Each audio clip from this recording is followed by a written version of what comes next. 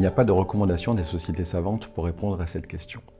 On peut différencier deux situations. La première situation, la patiente a eu une infection SMV en dehors de tout contexte de grossesse. Cette infection a été diagnostiquée par exemple sur un syndrome infectieux, sur une fièvre, sur une hépatite. À ce moment-là, il est raisonnable d'attendre la fin des symptômes et que la patiente se repose de cette infection aiguë avant de démarrer une grossesse, mais il n'y a pas de délai particulièrement recommandé. Il est important de bien avoir à l'esprit qu'il n'y a pas d'intérêt à refaire de prise de sang pour contrôler les anticorps ou la virémie pour savoir si une grossesse peut démarrer.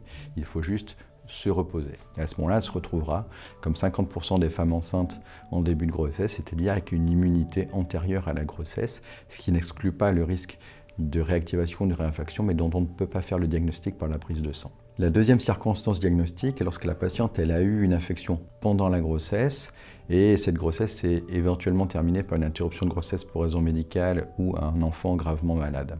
Donc, ce contexte-là, le délai le plus important à respecter pour démarrer une nouvelle grossesse est le délai de réparation psychique et physique. Il faut que la patiente ait fait le deuil de ce qui s'est passé pour pouvoir entamer une nouvelle grossesse un peu plus sereinement. Lorsqu'elle va démarrer cette grossesse, elle sera comme à peu près 50% des femmes en région parisienne avec une immunité antéconceptionnelle sur laquelle il n'y a pas de suivi spécifique à faire. Étant donné le contexte particulier, s'il y a eu une IMG ou si l'enfant était gravement malade, on pourra proposer des échographies supplémentaires pour rassurer la patiente. Mais ce qui est vraiment important à bien comprendre, c'est qu'il n'y a pas de prise de sang supplémentaire à faire. Il y aura juste un encadrement psychologique lié à l'antécédent à bien assurer.